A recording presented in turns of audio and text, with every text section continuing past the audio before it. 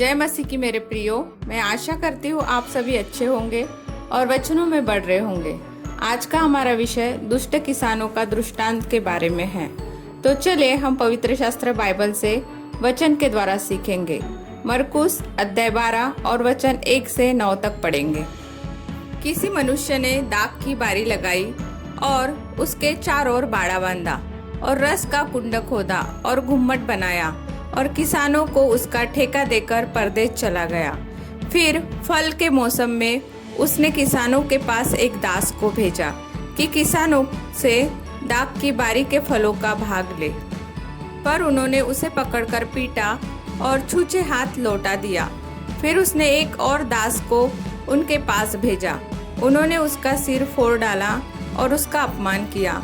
फिर उसने एक और को भेजा। उन्होंने उसे मार डाला। तब उसने और बहुतों को भेजा। उनमें से उन्होंने कुछ को पीटा और कुछ को मार डाला। अब एक ही रह गया था जो उसका प्रिय पुत्र था। अंत में उसने उसे भी उनके पास यह सोचकर भेजा कि वे मेरे पुत्र का आदर करेंगे।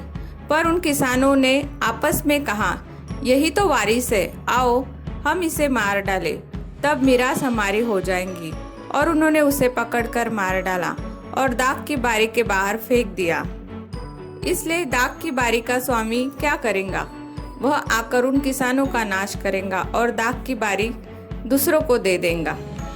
मेरे प्रियो, हम वचन में देखते हैं कि एक मनुष्य है जिसने दाख की बारी लगाई और परदेश चला गया।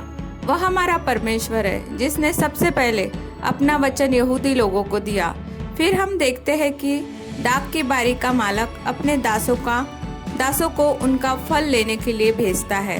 वह दास भविष्यवक्ताएं हैं जो यहूदी लोगों को बार बार मन फिराने और परमेश्वर यहोवा को अपना परमेश्वर मानने और जो कुछ उन्होंने परमेश्वर के विरुद्ध में किया उसके लिए माफी मांगने के लिए विनती करते थे। फिर हम वचन में देखते हैं कि दाख की बारी का मालक अपने पुत्र को भेजता है। मालक कहता है कि वह मेरा पुत्र है। यह बात जब किसानों को पता चलेगी तो वह मेरे पुत्र का आदर करेगा। परंतु वह किसान और कोई नहीं, वह यहूदी लोग हैं जिन्होंने प्रभु यीशु जो परमेश्वर का पुत्र है उसे क्रूस पर चढ़ा दिया। और वचन में हम देखते हैं कि जब दाख की बारी का मालक आएगा, मतलब हमारा प्रभु परमेश्वर आएगा, तब वह उन किसानों का और उन लोगों का जिन्होंने पुत्र को ग्रहण नहीं किया उनका नाश करेगा।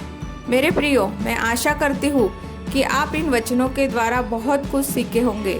आपने अगर अभी तक प्रभु यीशु को ग्रहण नहीं किया होगा तो कर प्रभु को अपना परमेश्वर प्रभु यीशु मसीह कहकर आप ग्रहण कर लीजिए, क्योंकि समय बहुत थोड़ा बच गया है। मैं आशा करती हूँ आपने इन वचनों के द्वारा बहुतायत की आशीष ली होंगी। मेरे प्रियो, आपको हमारे वीडियो अगर पसंद आते हैं तो लाइक, शेयर और सब्सक्राइब जरूर करें। आमीन।